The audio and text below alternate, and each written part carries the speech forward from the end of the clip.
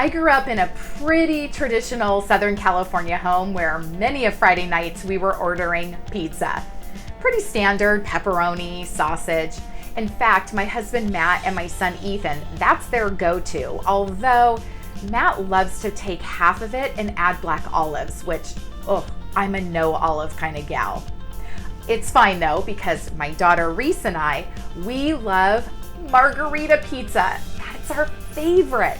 In fact, when our family goes on trips, if we're gone for, a few days, we often try to find a pizza place, and Reese and I have to order margarita pizza. It's like we're on this quest to find out who has the best margarita pizza.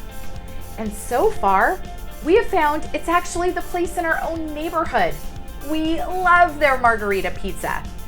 A big reason why is a lot of these other places we've gone to, they try to add all these other ingredients, like trying to be really fancy, really creative, and even though Reese and I love those ingredients, they just don't mix with a margarita pizza. I mean, we leave there saying, why would they mess with this? Just stick to the basic ingredients, the ingredients that make a margarita pizza amazing, and why we keep going back to our same pizza place, because they keep it simple. Those ingredients that make it so great. I see organizations making the same mistake. They want to keep their employees coming back. They want to retain them. And what do? They try to throw in all these fancy ingredients to try to keep them to stay. And guess what? That's not what works. A fancy game room, the ping pong tables. I mean, the organization I worked at, we had food trucks across the street on Fridays.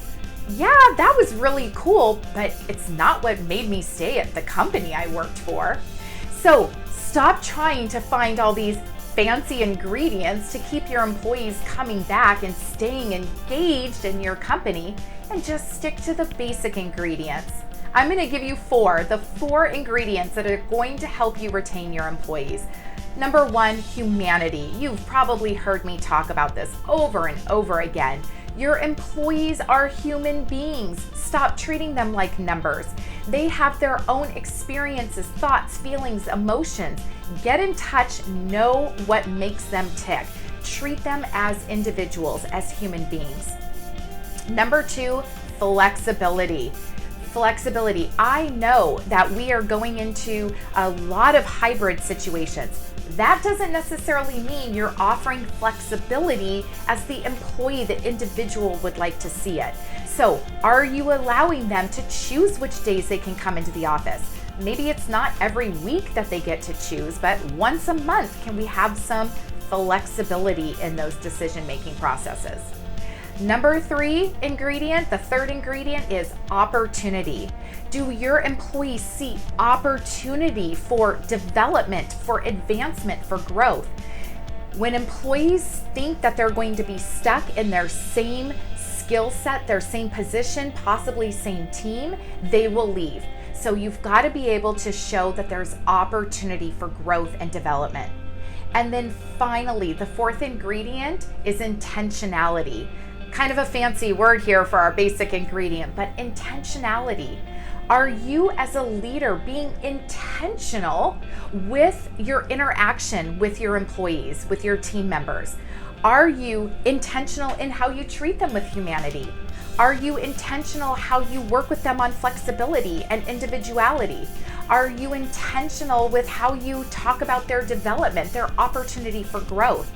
It's not enough just to randomly have these conversations. Are they intentional? Are they scheduled? Are you having them on some sort of regular, consistent basis? So those are your four simple ingredients that are going to retain your employees versus all of this fancy stuff that sure is fun sometimes, but it's not the stuff that's going to make them keep coming back and be happy every time. We're here to forge new paradigms for women and what leadership means in today's world. Until next time.